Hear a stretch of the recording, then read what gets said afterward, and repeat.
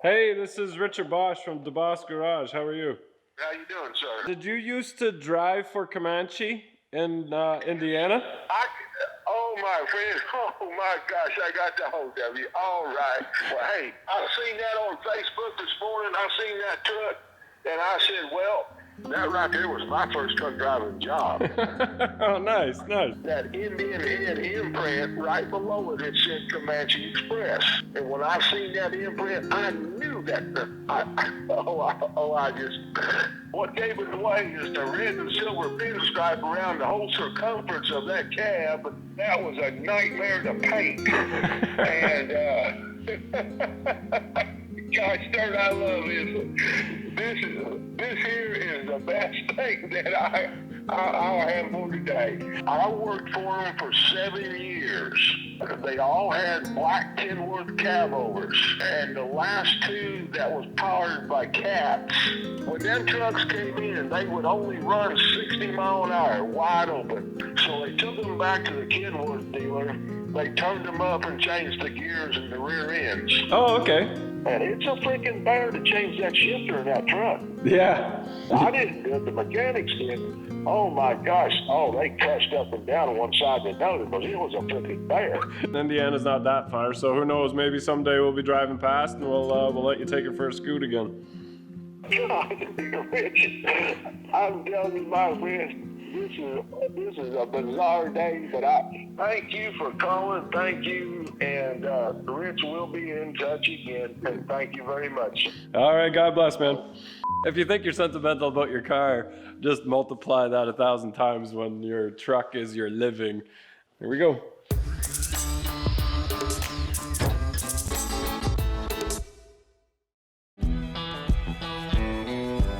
All right, so funny story. We bought our truck off of a guy that lived 4 minutes away, and he actually had 2 of them. My neighbor came over, saw an extended bunk cab over, and him being a trucker, wanted to check it out. One thing led to another, and he went and bought the other one. That's kind of mean.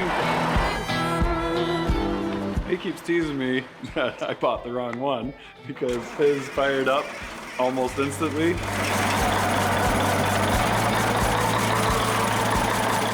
We've just been trading parts back and forth, and I think ours is going to take a little bit longer to get back on the road.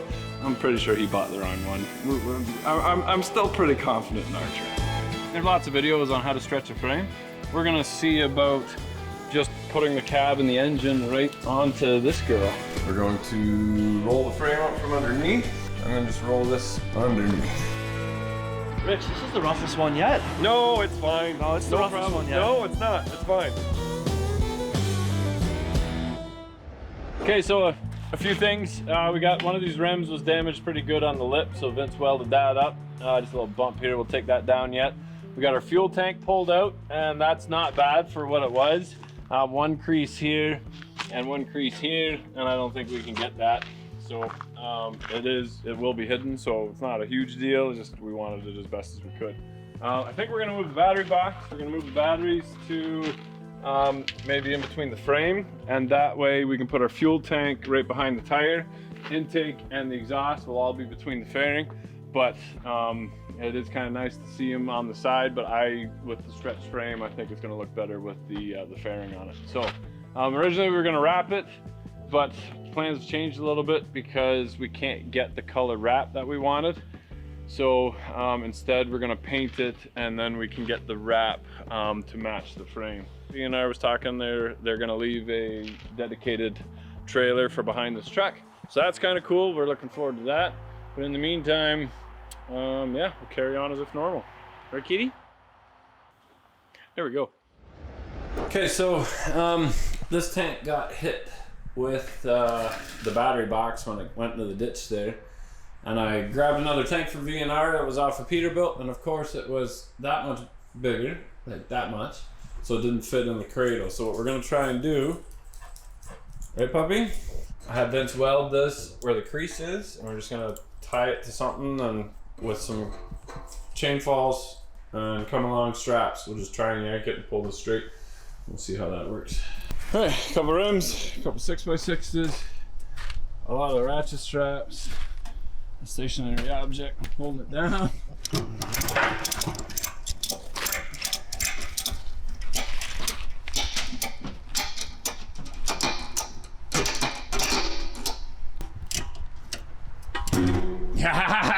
You hear that? That's one. That one's tough. And so was the bottom one.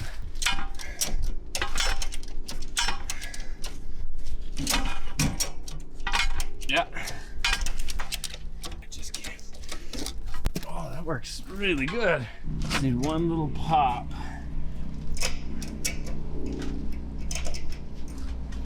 Almost down there. Might have to just weld one right in the corner there. This is the big one. I'll see. That's pretty tight. So I think I'll swap the straps. I think that clamp is a little bigger. And I don't know if just tapping it maybe. If we tap it on the outside maybe. Let's try that.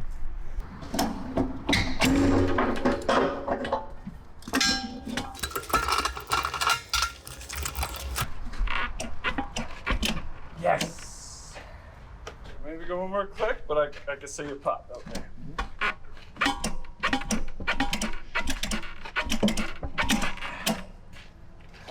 Okay, that looks really, really good. It's nice and straight, just one little kink right here and another little kink right here. Those will be hidden. I think it's worth welding the plate, cutting the plate off, just welding it over. Yeah. Trying again. Nice, here we go. So we had the hook. That was a big chain on the hook of the small one. And she let go again, but again, Vince's welds held. So you got that pretty close. And we're gonna stop there. It will be up against the tire, so you won't actually ever see it, but I'll know it's there. And we'll let them do a little bit of filler on that, and it should be perfect. Nice, here we go. So got the cab in the shop. I'm gonna pull the cab off. I'm either going to run a brace across the hinge at the front and take the condenser out, come up with the front, and then just pick it up at the back here. Or I'm gonna pick it up from either side. I'm waiting to hear back on the trailer, and that depends on how I'm gonna put it on the trailer. So in the meantime, I gotta unhook the AC lines and the cooling lines on this side, remove the AC condenser, which is also that center brace, and then all the wiring and air lines. Now the air lines and everything is everything's color coded and everything already has a connection on it, so that should be pretty straightforward. So, as long as I don't take these hoses off, I won't kill myself. There is, of course, braces to secure everything. But we'll pull this apart and go from there. Here we go. Okay, so simple engine harness that I marked out. Trailer plug, which I'm gonna put a new end on anyway, so cut it right before the plug. And then trailer, or the tail lights. So that's this plug, and that just has a plug at the end where you can just add sections to it the longer your truck is. The air lines to the brake valve, which were all marked, and then the air lines to the transmission to shift it. And that is about it. There's nothing really else. Clutch linkage, fuel throttle, and then the AC condenser's out. I'm gonna drop it back down again and just stick a bar underneath where that triangle is. If you think about it, the entire truck gets lifted on this bar, this inside bar here. So all I'm gonna do is throw a bar across and then come through the front with a forklift, pick it up, and then pick it up at the back with another forklift, just coming from the side. Then I can roll the trailer underneath. Those pegs will sit nicely on the trailer floor, and then it'll go nicely over top of the side rails, and then I'll just throw a bar across, a steel bar across, just to mount that on. So it should be pretty straightforward. I'm gonna drop it down, pull the hinges and the shocks, and then that's it.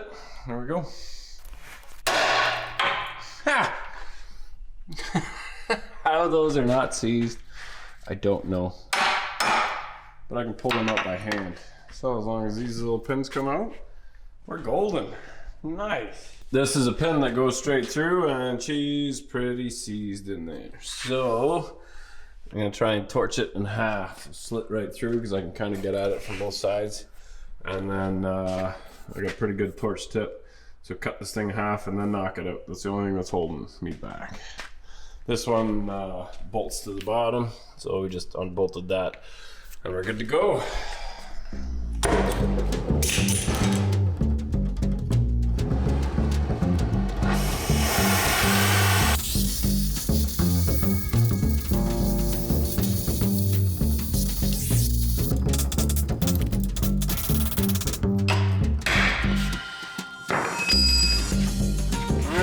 Half out. Just had to relieve the pressure off of it. Nice. Grab the forklift, we'll lift up on it, it should be good. Okay, last pin. I think that's it. Hopefully it doesn't fall on my face. I like my face. Let's see what happens.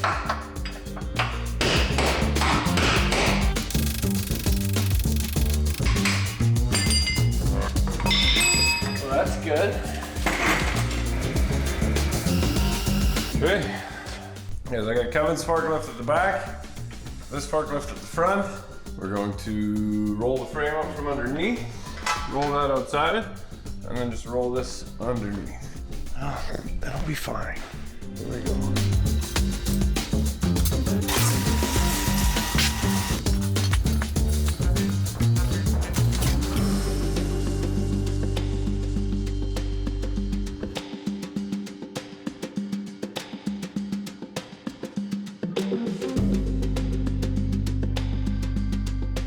Well, there she is. A little bit tail heavy. It would have been nicer to have it more to the front. And I was thinking about looping the front over here, taking the box off, but literally the front of the cab would be right here and I wouldn't be able to turn. So that kind of sucks. But I think we'll be all right. Take it nice and slow. They're not too far away. So that's it for today. We'll strap her down in the morning. Put all the wires and stuff inside the trailer. It's gonna stay there. Close those hatches and we're golden. Here we go. We got it on the trailer. That's not going anywhere. I have to say that, otherwise it falls off.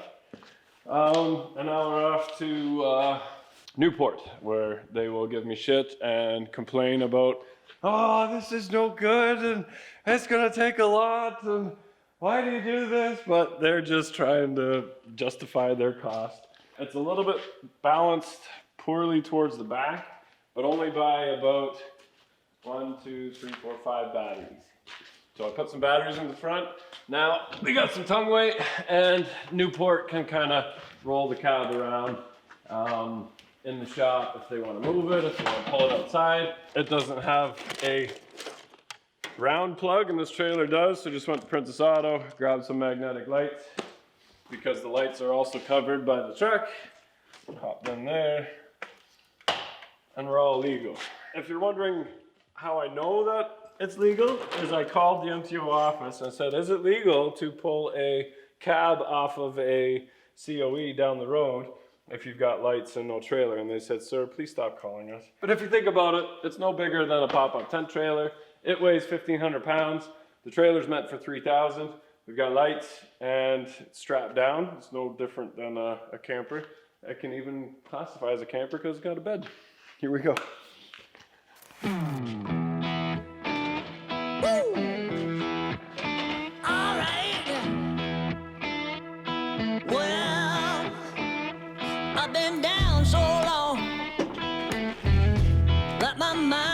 Get no rest.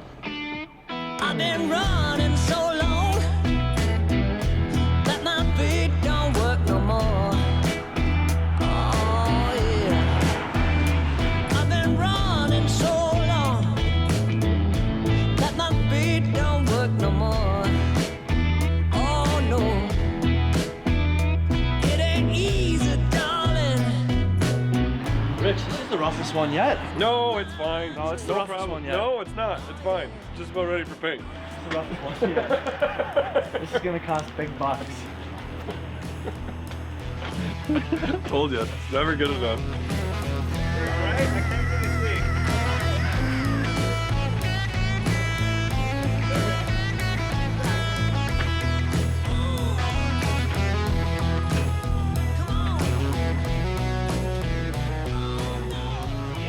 coming. Are the batteries there for balance? Yeah. So you can take them out if it's perfect. Add another 60 pounds. Oh, yeah. All right, so cab is at Newport, and this is where we would have stopped if we were to stretch the frame. We would have cut it right here. We would have rolled the back half off, cut Phil's frame, welded it together, and gone from there. So kind of new territory where we're gonna unbolt just the front suspension and bolt that onto the other frame. So now it's a race to see what is the better idea. A couple reasons I'm doing this is because this frame is not as heavy as the other one. The other one is bigger height wise, and I think it might be slightly thicker as well. So if we welded it together, we would have a hump somewhere. We could double frame it, I guess, but that's a lot of extra work as well. And you run the risk of dogtailing if you don't have everything 100% perfect. Reading online, roughly about 40 hours for a guy that said, he commented on one of the videos and he said that he's done multiple frames. His average is about 40 hours to do a full swap. So we'll see if this is any quicker. I'm gonna lube all this up with some of the stuff is already, I think this is the only bracket that's unhooked, but we'll lubricate all the threads, see if we can get them off.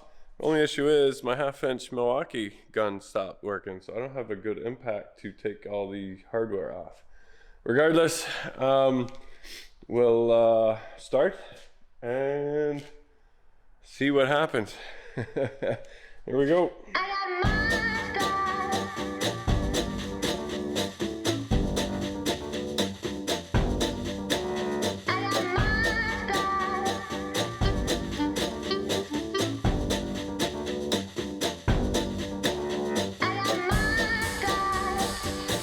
Okay, so I got lucky. Every one of these bolts came right out. You'd think that they would be all corroded in there, but this last one was the worst one. And that's not even that bad. See that? Most of them came out like this. That's crazy.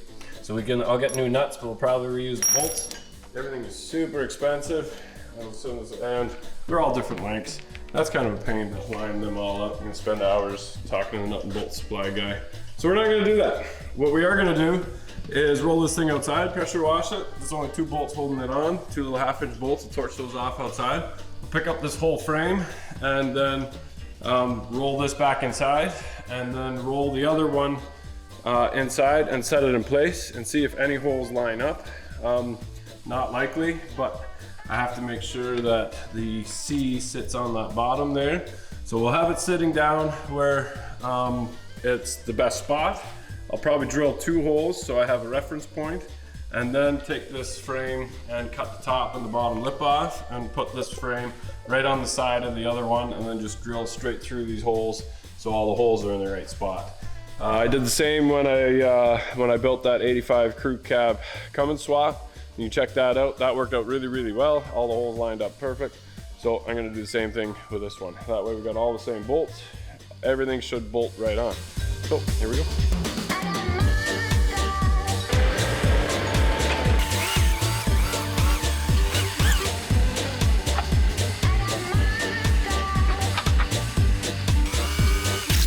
Roll this back inside.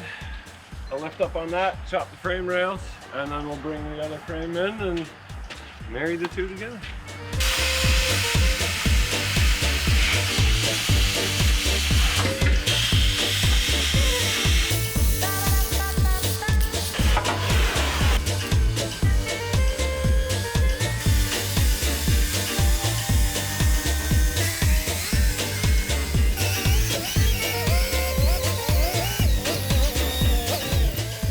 So far so good. We got the jacks at the back just so I can raise and lower.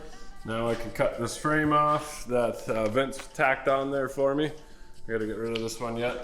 I should have taken the transmission mounts off before I sandblasted it. Little oops, not a big deal. I think the plates are just in a slightly different spot because I don't think any of these holes line up for our bracket. So might have to weld one shut. And I knew that.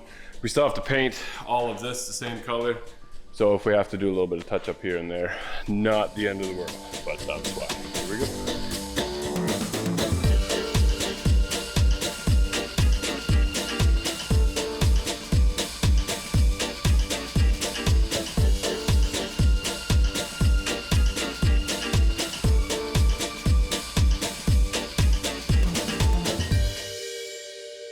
All right, I love it when a plan comes together. This is just flying by the seat of my pants. I thought maybe I get lucky and some holes will line up, but they don't. So I figured that. So now I can move it forward. Like some of these are like close, but they're the wrong size and they're in the wrong spot. So the bracket at the back does not line up with the holes where the original bracket was, and I figured that.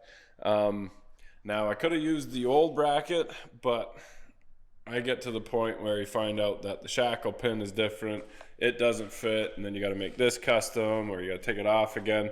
So I figured it's just better to leave everything. If this was all one assembly, this was the bottom of the rail, and then just leave that at the bottom of the rail.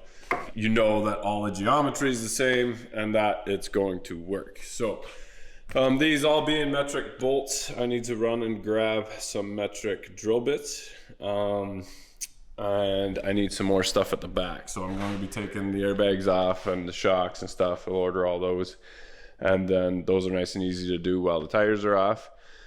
But this is working out really, really well. What I'm going to do is probably drill this hole, and I think I have a drill bit that's close to this one, and then mark the bottom one, and then drill those, and then put my plate up against, and basically weld all the ones shut that I'm not using, drill the new ones, and then basically from here forward I'm going to splash some more paint on it when I paint this front frame and the holders for the fuel tanks.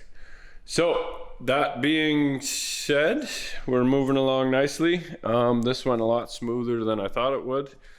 Frames are all the right width. Everything is going to work out really nice. We're going to do the brakes and the bags and the rims and tires, which are all over there. So you might see some of that done, but that will be on a separate video. I'll show you guys how the brake system works on a big rig, and make sure that the airbags and everything are working. Our issue is that we don't live anywhere close to anybody, so it's like an hour drive to get parts, and so I gotta put in my head that I have to grab as many parts as I possibly can all at once, because otherwise I'm wasting too much time driving. I enjoy driving, but not when I'm in a time crunch. Here we go.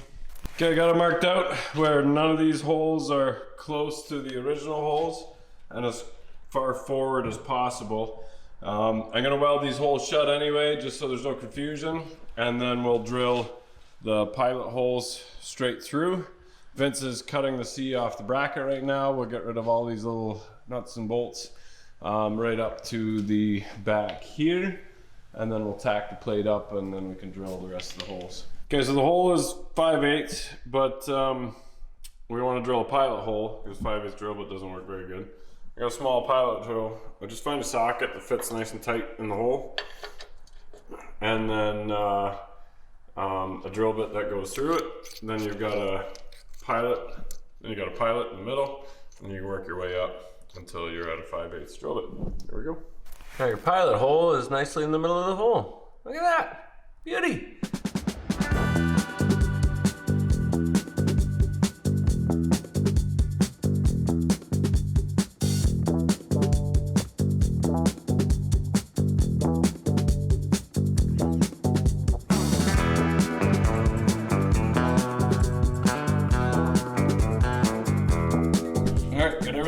Stripped out, got the 2 holes drilled that were in there, and then we'll scribe it, we'll cut this and drill the rest of the holes. Easy peasy, shouldn't take long at all.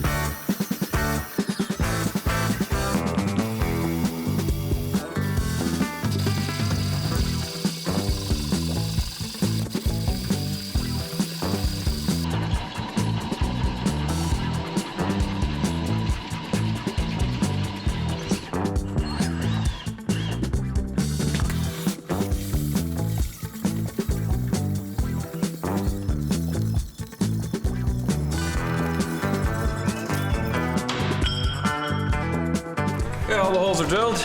Went actually really good. Figured out how to sharpen the drill bits on the flapper wheel, new flapper wheels. That actually works out really, really good. I got a good routine going now on how to do it. 1 can of WD-40 and a dozen holes, all different sizes. So I can torch the top and the bottom off, and then this side is done. A couple holes that we didn't use, those were just holes with bolts in it, so we don't drill those. And then they're just gonna weld all of them shut. The ones that we're not using, 1, 2, 3, 4, 5, 6, 7, 8 holes that I'm gonna weld shut, and everything else is good to go. Nice. On to the other side, here we go.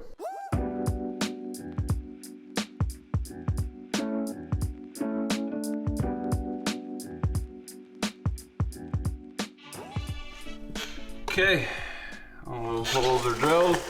These are marked with an X, so we're just bolts in them. That hole is just off to the center. That hole was just a bracket holding something on, and just off center. We're gonna leave that. That was the power steering. That was the rear shackle. That was the battery box, which is moving. That's the rear subframe. And then the tanks will be right there, there, and there. So we're all set, and it's a good drilling day when it's big chunks laying on the floor. Just take your time, lots of cooling, and that's a lot of steel in there. I'm gonna weld these shut, and then this side is done. Oh, and I gotta touch that off.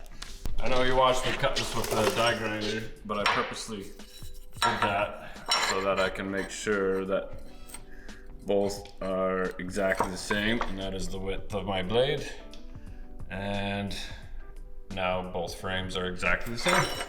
Just, I measured, but that's a nice way to just double check. So, very happy with how that turned out. With sharper drill bits, it goes a lot quicker. I did it with 1 drill bit that I really resharpened. That side took 3.5 hours. This side I had down to 2.5 hours. So that's not bad. Anyway, supper time, and weld those shut. Here we go.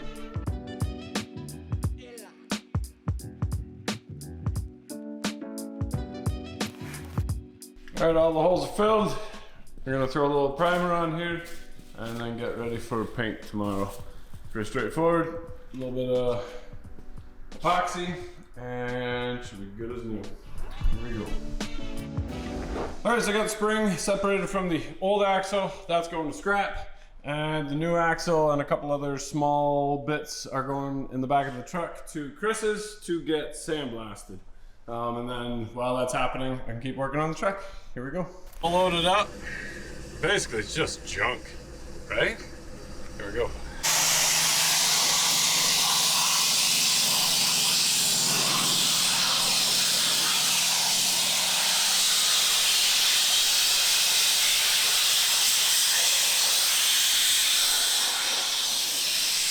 And just like that, it doesn't look like junk anymore. Unload it again and get ready to paint. Here we go.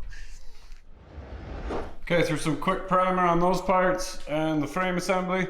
So we're gonna bolt that in place, and then it's actually pretty nice outside today.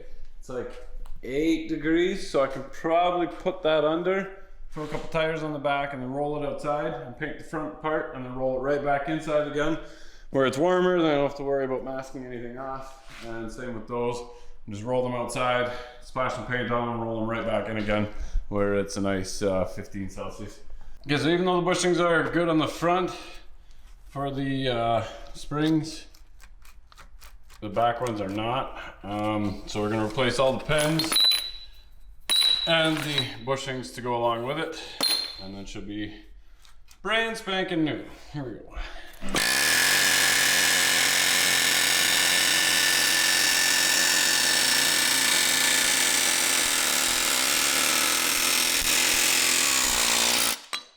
All right, I got the pin out, and you can see what the problem is there. Probably too much grease.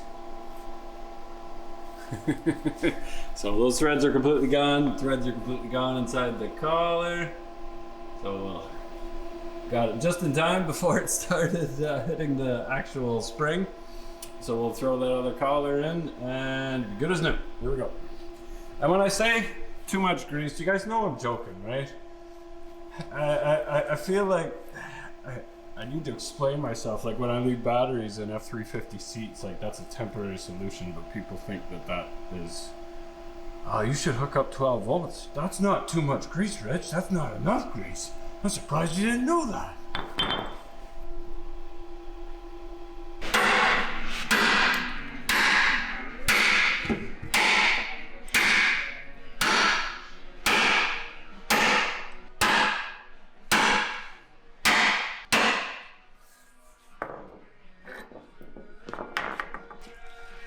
Oh no, scratch the paint. All right, boys, that, you have no idea how happy I am. Everything is lining up perfect. I got a couple of the bolts in, but all the holes, and there's, oh no, I forgot to drill one hole. That happens. All the other ones are very, very nice because I have my clamp over top. I knew that too yet. Anyway, not a big deal. I can drill through that one the way I did before, but everything is perfect. So all I needed was the distance for the rear shackle and then the transmission mount. Everything else is irrelevant. The cross member that holds the cab up, we'll just drill the holes. We'll put it in place. We'll paint it. We'll just put it in place once the cab is down, and then we're good to go there. So I got a short window of nice weather outside. It's actually oddly warm today, so I can quickly roll this thing outside, wipe it down, roll it outside, paint it outside, then I don't have to worry about tarping anything off inside here. And then that's it. So I'm gonna throw a couple tires on the back real quick, grab with the forklift, and tighten a couple bolts, and we're ready to rock. Here we go. All right, so paint turned out fantastic. I got all my other little pieces already threw the brackets on, but I got the front axle painted and all these supports for the fuel tanks and the cab. Everything turned out really nice.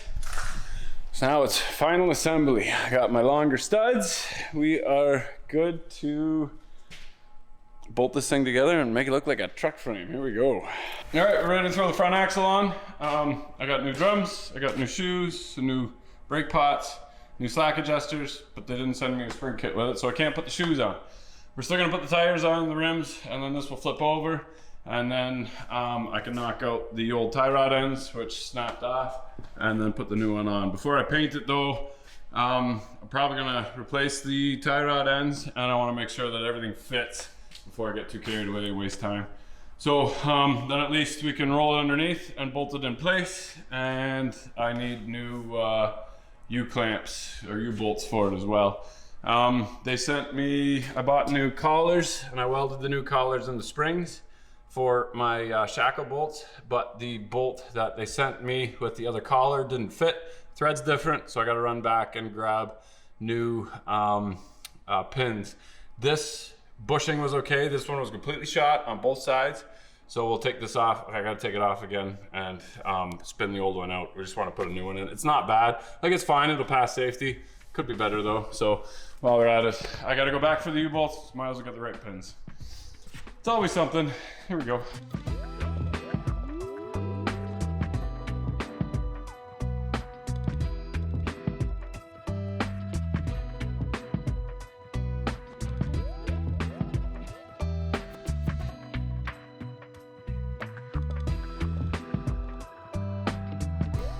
All right, there you have it. That is what's involved in a frame stretch. Everything else is exactly the same, running the air lines and the electrical lines, all that fun stuff. Still need to bolt everything together, but I need to paint a couple of the heads and like where the axle was sitting on the cart. Little touch-up spots, so we'll go along with just a tiny airbrush and touch up all the little small pieces.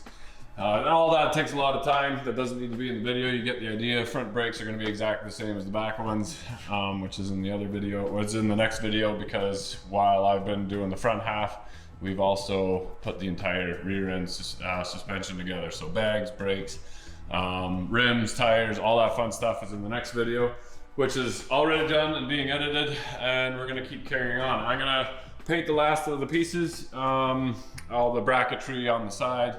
the power steering reservoir, the lift cylinders, all that fun stuff. I was gonna do a gloss black, but I did the springs in this trim clad flat black, and I really like the way that that turned out. So everything's gonna go flat black. Take a little time to paint everything and put it together, and you guys really don't need to see that because you guys want to see more progress on the F350. So while this video is being edited, I'm already back on the F350 and some other stuff. Lots of good stuff coming, guys. Really excited. Also giving you guys like the feeling that we've got time and money invested into each one of our projects. We're gonna see each one of them through to the very end because I'm Dutch and I can't work on something and then not have it working and functioning at the end. But it does take a lot to get it roadworthy and actually practical. So thanks for watching, guys. Remember, if you're not filthy, you're not rich. So it's a lot of work, but it's well worth it. Catch you on the next one. Here we go.